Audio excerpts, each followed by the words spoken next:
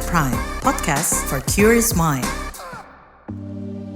Dengan masyarakat yang udah skeptis dengan kinerja polisi, bahkan ketika demo malah kita dibentrokin sama polisi, sebenarnya masyarakat masih butuh polisi nggak sih, Pak? Kalau kepolisian tuh harus ada ya, masyarakat memang butuh kepolisian. Yang dibutuhkan masyarakat ini polisi yang baik, yang profesional gitu. Bukan polisi yang malah menganggap masyarakat ini musuh gitu. Polisi yang benar-benar bisa melindungi, mengayomi, dan melayani masyarakat. Problemnya adalah bagaimana negara bisa memastikan bahwa polisi yang kita harapkan ini benar-benar bisa melindungi, mengayomi, dan melayani masyarakat gitu.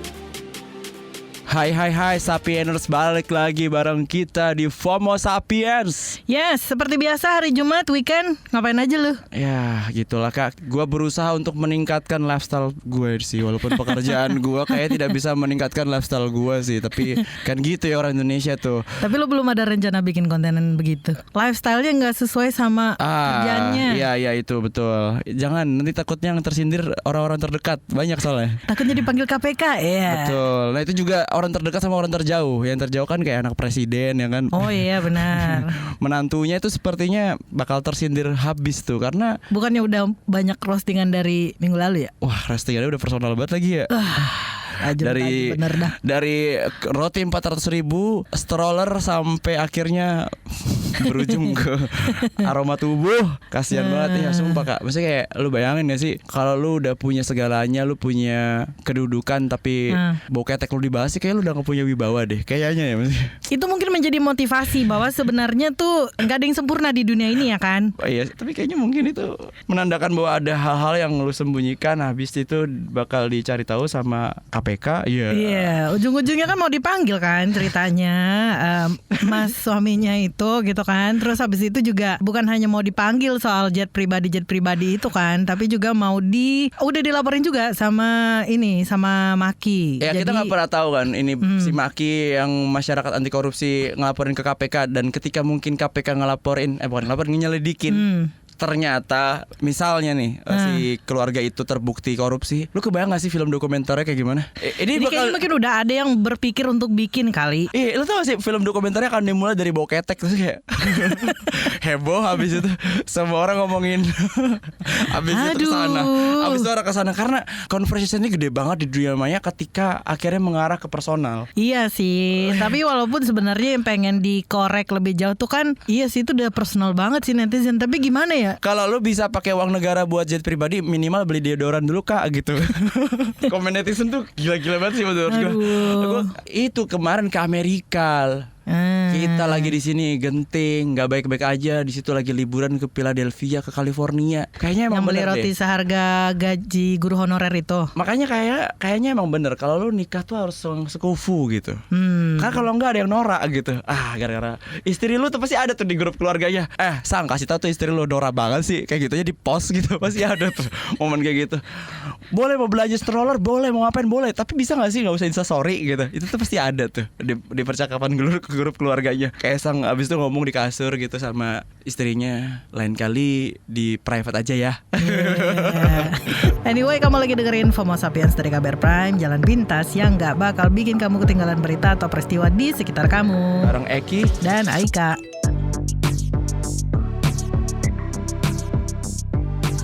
Demo kita membuahkan hasil. Akhirnya ya, demo di berbagai daerah di Indonesia, dari berbagai lapisan masyarakat ya nggak sih, dari yang buruh, terus habis itu mahasiswa, terus siapa lagi tuh ya, komika banyak banget, dan akademisi, ibu-ibu yang menjebol gerbang DPR. Itu memang ras terkuat di bumi, memang nggak bisa dilawan sih kayak terkuat di bumi, dan katanya itu kan digadang-gadang gerbang DPR tuh anti barikade. Kecuali ibu-ibu ternyata. Pas digini-gini goyang loh. Dan itu memang membuktikan ya, mama tuh ras terkuat di bumi. Karena pas kemarin yang rame-rame kan, yang banyak disorot sama publik tuh gara-gara polisi nangkepin masyarakat kan, yang pendemo kan gitu. Ada nggak lo bayangin yang ditangkap ibu-ibu? Polisi pas mau aduh ibu, lu aja deh, lu aja gitu kan, tunjuk-tunjukan pasti itu. Kalau mahasiswa anjir langsung semangat lari gitu. Kalau ibu-ibu saya nggak boleh durhaka sih saya mah. Kayak gitu. Pasti ada juga tuh ya anak-anaknya ibu-ibu yang kayak salah paham tuh pas ibunya berangkat. Bu, dandan mau kemana? Arisan. Enggak, ngaji demi oligarki. Udah kayak gitu tuh. Bener ya. Ini kita kalau semua ngelawan keluarga nggak bisa nih anak-anak kita yang Nggak turun. bisa. Kita harus turun ibu-ibu. Gue yakin ada ibu-ibu yang datang ke sana nih ya. Bawa bekal tau sih lo. Iya. Terus dikenjot gitu. Kalau bawa rantang gitu. Jadiin takaran kalau ibu-ibu sampai turun tuh berarti udah parah banget dah. Kalau kan kemarin ibu sampai turun dunia udah hancur. Wah, enggak bro. Kalau ibu-ibu udah turun, Nah, dia meninggalkan acara-acara gosip pagi bro. Pagi-pagi benar. pasti happy kan tuh kan jam-jam Iya. demo kan di Trans TV. Dia turun. kemarin banyak tuh keluarga yang nggak pada makan di rumah, nggak ada makanan, emaknya nggak masak. Betul nggak masak itu pada GoFood banyak banget yang Iya. GoFood tuh. Sama hari ini saya nggak nonton Ruben Onsu di Trans TV demi Demi melawan oligarki. Ih, udah parah banget bro. Kocak bener. Tapi seru kalau ngelihat kemarin yang pada demo tuh ibu-ibu. Terus habis itu keseruan itu sih harapan gue sih kayak apalagi mau pilkada nih kan November kan. Harapannya sih emang nggak ada keseruan seperti itu tapi dalam hal yang positif pastinya gitu ya. Kayak rame tapi rame rakyat yang bersuara dan suara itu bener-bener kan kemarin akhirnya memang didengarkan sejauh ini ya. Gitu. Kita nggak tahu nih kalau apakah nanti ada ya bilangnya udah kita ngikut ya putusan MK katanya DPR kan gitu ya kan. Tapi kita nggak tahu nih akal-akalan doang atau memang ya suara emak-emak itu didengar gitu kan. Karena kayaknya kemarin tuh agak lumayan ini ya gambling sebenarnya. Bener-bener di fase penghujung itu kan pembukaan pendaftaran KPU. Terus habis itu sengaja lah dimasukin ke situ. Ternyata untuk bikin aksi massa secepat itu tuh dengan adanya sosial media nih salah satu dampak terbaik dari sosial media. Kita bisa langsung turun dan semua orang pada FOMO dan gak apa-apa pada saat itu buat orang FOMO. Peringatan darurat kemarin ini nunjukin bahwa sebenarnya kita masih punya power sebagai rakyat. Dan itu latah yang baik gitu ya. Latah yang baik gitu. Maksudnya gara-gara itu KPU akhirnya jadi mempedomani putusan MK. Iya betul. Akhirnya RUU yang tadi mau dibicarakan mendadak di DPR tidak jadi gitu-gitu. Pas udah ada putusan MK ngaruhnya kan karena udah mau jelang pilkada kan. Dan di pekan ini udah mulai hari Selasa sampai hari Kamis adalah masa-masa pendaftaran calon peserta pilkada tuh. Nah, dan kemarin seru-seru banget kan ngelihat yang kayak misalnya di DKI aja kan banyak kejutan-kejutan. Betul. Apa aja kejutannya kemarin yang gara-gara keputusan itu? Yang dari kapan tahu RK Ridwan Kamil kan akhirnya udah spill lah pasangannya Suswono gitu kan. Ya, itu jadi Ridho ya. Ya, jadi Ridho. Terus ada juga yang kemarin dikiranya wah ini kayaknya Bang Dul bakal sama Anies gitu kan. Tapi ternyata nggak jadi. Bang Dul malah Rano Karno malah sama Pramono Anung gitu kan. Terus habis itu juga nah ini yang masih kita tunggu nih bagaimana yang lainnya gitu. Karena RK sama Suswono itu kan didukung dan dihadiri perwakilan 15 parpol nih. Jadi gede banget memang. Tapi ini setidaknya jauh lebih baik ya karena dampaknya langsung kita nggak harus melawan orang sama kota kosong. Iya sih. Iya kan karena gara-gara itu ngasih kesempatan buat orang-orang yang ya kursinya dikit nih. Ya, itu nggak tetap langsung bisa, dijegal betul. gitu. Kemarin kan wah kayaknya satu dunia di Indonesia pemilunya akan orang lawan NPC gitu. Iya benar. Sekarang udah nggak lagi kan gitu. Ya Itu paling lebih nggak baik. kalaupun suaranya nggak di parpolnya kecil kayak misalnya PDIP sama Hanura nih, dia tetap bisa ngusung gitu kan, Betul. ngusung Bang Dul sama Pramono gitu. Terus kalau yang Anies nih ceritanya nih masih sejauh ini masih didukung sama satu doang nih Partai Buruh. Jadi hanya sisa satu partai non parlemen di Jakarta yang belum menyatakan sikap yaitu Partai Umat itu belum. Pilkada lainnya coba selain Jakarta apa yang menarik nih? Antara Partai Golkar sama PDIP waktu Golkar nih yang akhirnya mengusung Airinnya siapa tuh mantunya Ratu Atut ya? Ya Airin Rasmi dan Ade Sumardi. Nah itu untuk Banten tuh. Jadi karena kemarin kan bukannya didukung nih karena Golkar itu ngasih rekomendasi dan setelah menarik dukungan dari jadi sebelumnya si Andra Soni sama Dimyati, Airin itu didukung sama PDIP, Golkar, PBB, PKN, Partai Buruh, Umat dan Gelora. Padahal sebelumnya nih PDIP yang duluan gitu, tapi apa ya namanya ya dibajak lah, Dibajak, dihijack gitu ceritanya. Ya karena kemarin Airin kan ini kan kasih tahu kan ibu-ibu marah kasih tahu gitu. Kasih tahu kalau kamu PDIP, wah si Airinnya tersinggung. Nanti langsung balik lagi ke Golkar. Nah itu jadi tapi kan jadi pecah tuh kan Kimples yang kemarin Koalisi Indonesia Majunya pecah tuh karena PDIP sama Golkar malah collab gitu, malah bersatu. Jadi di Banten pecah. Ini menarik menarik nih. Menarik. Ada lagi yang lebih menarik, yaitu komika Marsha Widianto nggak jadi mencalonkan diri. Padahal udah dari kemarin heboh ya. Iya heboh, udah dikata-katain Panji, jangan gitu, run, terpasang badan buat Marcel untuk Tangsel, padahal udah rima tuh kata-katanya. Oh iya benar. Sel ya kan, Oh, udah iya. bikin konten bro, udah 20-an konten kayaknya dah, puluhan konten udah bikin kayak Marcel untuk Tangsel tuh udah banyak banget gitu. Terus habis itu udah kena hujat-hujatan gitu, wah ternyata job dia cuman sampai buat nganterin isu doang. Di Jawa Tengah yang kemarin menarik juga tuh, karena yang pernah jadi Jenderal TNI ya, Andika Perkasa itu juga naik gitu kan. Yang bisepnya gede ya. Iya. Banyak banget meme-nya gini. Andika Perkasa, wah gue nungguin sih Jawa Tengah untuk nge-gym gitu kayak Wis.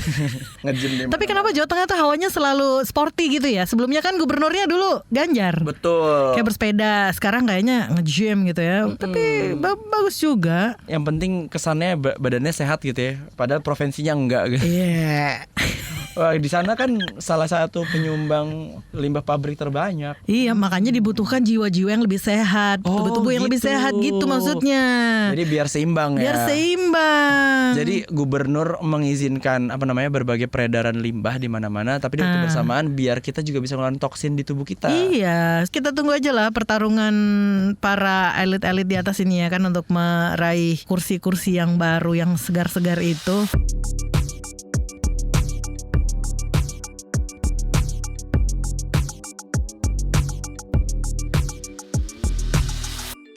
Polisi kok represif lagi Kak? Ya, sebenarnya bukan hal baru ya nggak sih? Kayak, gue masih inget banget waktu tragedi Kanjuruhan tuh, banyak korban, gas air mata segala macam, sampai FIFA pada waktu itu sampai ya udah dilarang tuh kan penggunaan gas air mata ketika terjadi rusuh di olahraga misalnya. Tapi gue nggak tahu juga kenapa dari aparat tuh kayaknya kok diulang mulu ya perasaan ya. Kayak kemarin yang lagi rame juga kan video-video yang beredar waktu aksi demo di Semarang kan, Jateng bergerak itu gitu. Ya itu Jateng paling banyak kena gas air mata sih sumpah emang. Kayaknya bahkan ada yang kemarin tuh beritanya polisi ngasih gas air mata di deket mall. Itu yang kena anak-anak, ibu-ibu. Ya. Padahal kita tahu nih slogannya tuh kan melayani, melindungi dan mengayomi. Dan ketika terjadi aksi massa, demo segala macam, bukannya malah melindungi gitu atau ya supaya tetap baik-baik aja gitu, tapi entah kenapa kok malah pemukulan lah, tindak kekerasan segala macam gitu ya. Jadi kayak aksi yang dilakukan di Semarang, polisinya bilang bahwa ya kita kemarin yang di Semarang itu udah sesuai prosedur kok, sesuai SOP gitu. Gas air matanya, Pak, halo itu anak-anak yang pada ngaji di masjid kena kemarin Pak, bagaimana ceritanya gitu kan. Warga non pendemo tuh pada jadi korban juga gitu. Iya. Jadi SOP yang mana nih Pak kira-kira? Anak-anak yang pulang ngaji kan nangis ya. Ya. Itu pasti ibunya ngira, oh kamu habis muhasabah, habis merenung. Nggak pernah nih gara-gara polisinya bro. Berulang-ulang mulu kayak gini gitu kan. Gimana cara memutus mata rantai represifnya kepolisian gitu. Nah, kita bakal ngobrol-ngobrol sama pengamat kepolisian dari Institute for Security and Strategic Studies, Bambang Rukminto. Yap. Oh, oke. Tindakan represifnya polisi udah berulang kali nih. Masih segar juga di ingatan kita gitu soal tragedi Kanjuruhan dulu ya. Kejadian lagi di demo kali ini gitu ketika masyarakat bersuara. Ini kenapa sih kok terus-terusan gitu berulang? Ya karena mindsetnya masih belum berubah. Pasca pemisahan TNI dan Polri ini ternyata kultur militeristik itu masih melekat di kepolisian.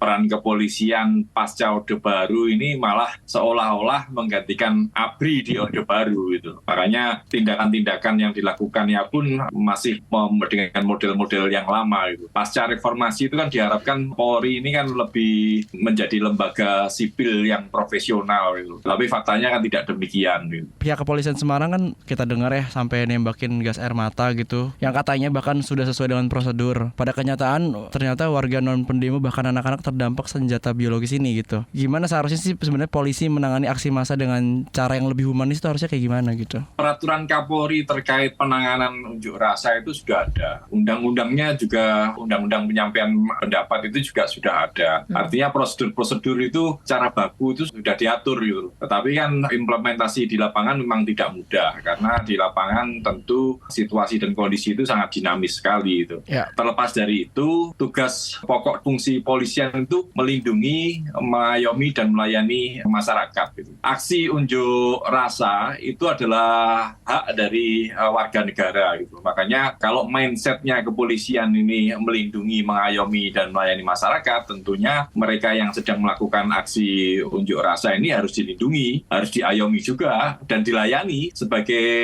sebuah upaya penyampaian pendapat yang dilindungi oleh undang-undang gitu. Tapi kan faktanya tidak demikian. Mereka yang melakukan aksi unjuk rasa ini dilihat sebagai ancaman Kamtibmas. Makanya mereka seringkali berhadapan-hadapan dengan masyarakat gitu. Masyarakat yang sedang melakukan aksi unjuk rasa gitu. Seharusnya kalau kepolisian ini sesuai dengan tupoksinya melindungi, mengayomi, dan melayani itu, sejak awal masyarakat yang sedang menyampaikan hajatnya harus dikawal, diayomi, dan dilindungi. Dilindungi dari apa? Dari provokasi, kemudian juga dilindungi dari mereka yang berbuat anarkis gitu. Kita setuju mereka yang berbuat anarkis itu harus ditindak gitu. Tetapi itu bisa dicegah bila mindset kepolisian ini sejak awal berupaya melayani masyarakat yang sedang menyampaikan hajatnya. Kalau itu bisa dilakukan, tentu bentrok-bentrok yang seringkali terjadi itu tidak perlu lagi karena sudah sejak awal sudah dilayani kok gitu. Dan itu adalah hak dari masyarakat gitu. Tahun 98 lalu misalnya, kalau gitu saya juga pernah menjadi peserta aksi unjuk rasa misalnya di Surabaya misalnya, saat itu yang memimpin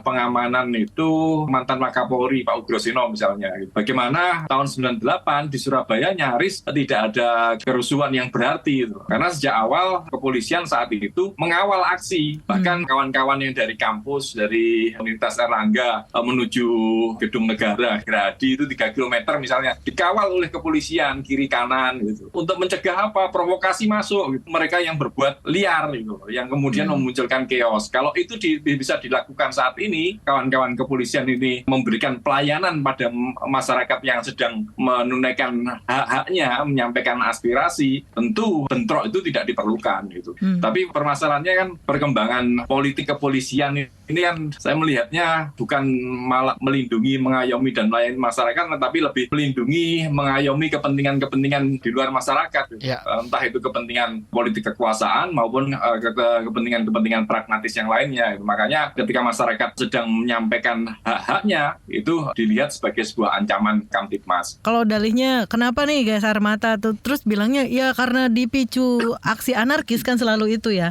Benar, problemnya kan aksi anarkis itu apa penyebabnya? Kawan-kawan yang sedang melakukan penyampaian pendapat kan dihalang-halangi oleh mereka, tidak diberikan fasilitas untuk menyampaikan pendapat, malah dihalang-halangi, akhirnya muncul bentrok gitu. Anarkisme itu hanya ekses saja dari tidak adanya pelayanan dari kepolisian yang baik. Bapak pernah menyebut percuma kalau lapor divisi Propam Polri. Lalu mekanisme seperti apa yang bisa ampuh memutus kebrutalan tindakan kekerasan dari polisi ini, Pak? Ya, secara prosedural memang pelanggaran SOP dan yang lain yang dilakukan oleh personel kepolisian itu dilaporkan kepada Propam. Tapi faktanya kan tidak sesuai dengan harapan gitu. Karena Propam pun pasti akan menjawab bahwa apa yang sudah dilakukan oleh personilnya di lapangan itu sudah sesuai prosedur gitu. Pasti akan seperti itu. Artinya kan tidak sesuai dengan harapan masyarakat. Seharusnya mereka yang melakukan pelanggaran prosedur seharusnya ditindak dong seperti itu. Tapi kan faktanya tidak demikian. Malah Propam malah seolah-olah melindungi mereka yang melakukan pelanggaran. Fakta yang di lapangan yang sudah muncul korban gitu. Kalau dikatakan prosedur itu sudah benar, harusnya bisa meminimalisasi adanya korban. Tapi faktanya tidak demikian. Di Semarang malah masyarakat di luar mereka yang berunjuk rasa malah mendapatkan dampak gitu. Ini tentu jauh dari harapan dan keluar dari prosedur. Kalau saya melihat tidak terlalu optimis laporan di Propam itu bisa sesuai dengan harapan masyarakat, karena yang lebih bisa memberikan tekanan ini kepada kepolisian ini seharusnya adalah negara gitu. Tapi faktanya kan selama ini negara juga tidak pernah meminta pertanggungjawaban kepada kepolisian. Yang ditakuti oleh kawan-kawan kepolisian bukan masyarakat, yang ditakuti kepolisian ini penguasa gitu loh. Makanya mereka lebih tunduk pada rejim dibandingkan pada kepentingan negara yang seperti diamanatkan oleh undang-undang seperti itu. Berarti dengan kata lain bahwa kemarin ketika para aktivis akademisi juga sudah nyambangin Polri gitu ya untuk mendesak Kapolri ditanggung jawab nih gitu supaya Polri nggak brutal lagi gitu ketika menghadapi demo, bisa dibilang nggak bakal ampuh juga gitu ya, harus ada tekanan ke negara gitu. Tapi itu yang kadang kayak kita bingung juga gitu. Satu sisi kita ke Polri bingung, tapi harus ke negara juga gitu. Ya, secara prosedural memang ya kita harus menyampaikan kekecewaan kita kepada lembaga kepolisian kepada Kapolri. Tapi faktanya yang seringkali terjadi kan ya tetap didiamkan gitu, tidak ada tindakan dan kemudian terulang lagi. Yang lebih kuat tentunya ya harus mendesak negara untuk meminta pertanggungjawaban kepada kepolisian. Karena kalau saya melihat Kapolri ini kan tidak bertanggung jawab pada masyarakat, tapi bertanggung jawab pada presiden. Makanya tuntutan sebesar apapun ya Kapolri tidak perlu takut pada masyarakat. Ya. Kapolri itu takutnya pada presiden karena yang mencopot ada presiden. Dengan masyarakat yang udah skeptis dengan kinerja polisi, bahkan ketika demo malah kita dibentrokin sama polisi, sebenarnya masyarakat masih butuh polisi nggak sih, Pak? Kalau kepolisian itu harus ada ya, masyarakat memang butuh kepolisian. Yang dibutuhkan masyarakat ini polisi yang baik, yang profesional gitu. Bukan polisi yang malah menganggap masyarakat ini musuh gitu. Polisi yang benar-benar bisa melindungi, mengayomi dan melayani masyarakat. Problemnya adalah bagaimana negara bisa memastikan bahwa polisi yang kita harapkan ini benar-benar bisa melindungi, mengayomi dan melayani masyarakat gitu. Akan ada harapan ke situ. Negara lah yang harus bisa memastikan kan seperti itu. Kita harus terus membuka harapan ya, terus optimis bahwa suatu saat itu bisa dicapai gitu. Dan yang lebih penting ya negara lah.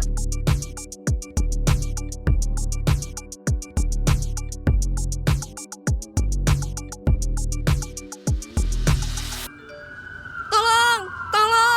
Ada apa, MJ? Spider-Man tolong, tangkepin orang ini. Loh, kenapa? Aku habis kena tipu investasi bodong nih. Sekarang aku bangkrut. Kosanku bakal nunggak 3 bulan. Oh alah, pasti belum dengerin Uang Bicara ya? Uang Bicara? Apa itu? Podcast ekonomi dan literasi finansial dari KBR Prime. Narasumbernya kredibel dan topiknya cocok banget buat anak muda kayak kita. Ada juga nih, topik biar gak ketipu investasi bodong. Oh iya, aku dengerin deh. Tapi kamu mau kan nangkep penjahatnya?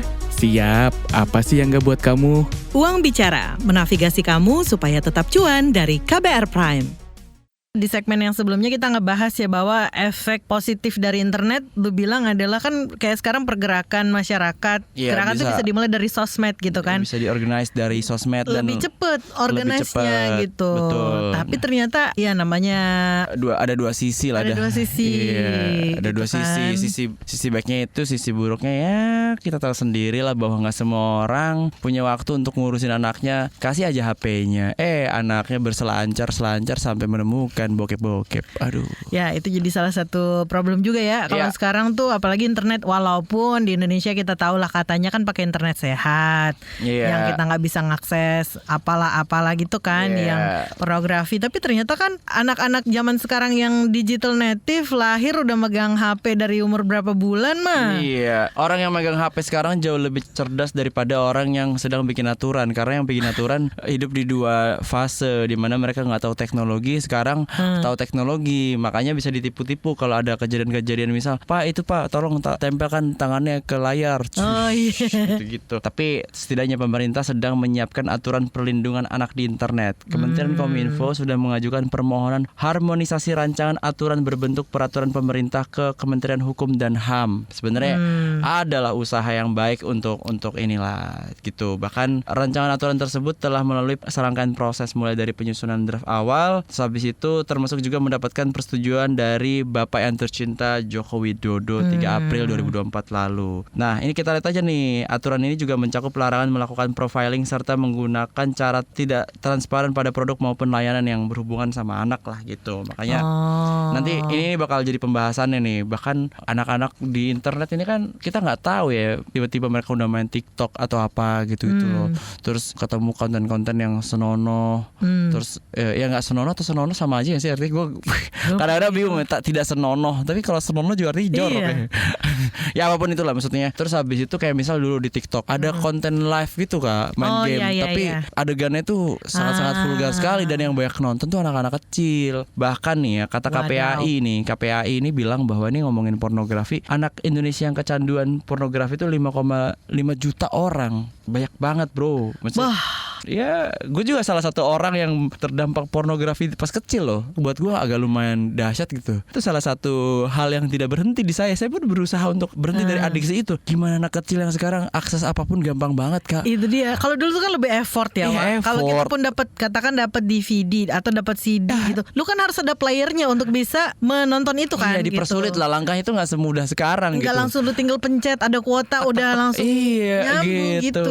Ada data menarik nih, data pengguna internet usia anak tuh makin banyak memang. Jadi kalau lihat datanya UNICEF tahun 2023 ada 175.000 anak yang jadi pengguna internet baru setiap harinya, atau satu anak tiap detik, lu bayangkan. Wow, gila banget. Satu anak tiap detik itu udah jadi ada muncul pengguna internet baru gitu. Nah di Indonesia 30 juta anak lah yang jadi pengguna internet. Anak orang ya, ini beneran anak-anak itu masa depan kita gitu yang bakal megang gitu dia gitu. Terus ada 13 isu penting untuk perlindungan anak di internet. Pertama ada transparansi terhadap aturan kebijakan standar komunitas, pengaturan default privasi tertinggi, larangan untuk profiling, larangan untuk menggunakan cara teknik dan praktik terselubung yang tidak transparan dalam penyelenggaraan produk, layanan dan fitur daring. Nah itu tuh penting banget karena banyak banget ini nih fitur-fitur yang kadang-kadang disalahgunain sama orang dan ternyata itu nggak cocok buat anak kecil gitu. Intinya ada 13 perlindungan yang diperlukan untuk anak di internet lah gitu yang